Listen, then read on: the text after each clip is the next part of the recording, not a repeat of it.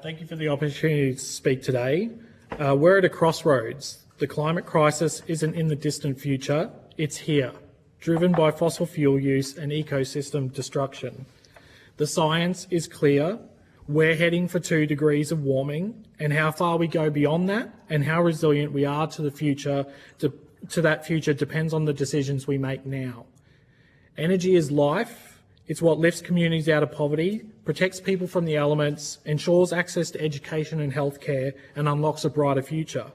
The climate crisis at its core is an energy crisis. The story of the past century has been of people rising out of poverty by gaining access to more energy. This explains why, despite investment in clean energy globally, fossil fuels still account for over 80% of all energy used today, including here in Australia. People need access to energy, but it needs to be clean, meaning it needs to have minimal impacts on human health, our climate and biodiversity. Moving to a low-carbon future is complex and requires electrifying nearly everything: our cars, industries and homes. This will drive up demand for electricity, and while wind and solar are already making great contributions, betting everything on these variable, weather-dependent sources is risky, especially as our climate changes. Nuclear, on the other hand, is a proven, clean and reliable solution. Studies show its environmental footprint is similar or even lower than that of wind and solar, and it provides power around the clock. Nuclear can keep communities powered without air pollution or carbon emissions. Australia's nuclear ban, introduced in 1998, is outdated. It was created before the urgency of the climate crisis was fully understood.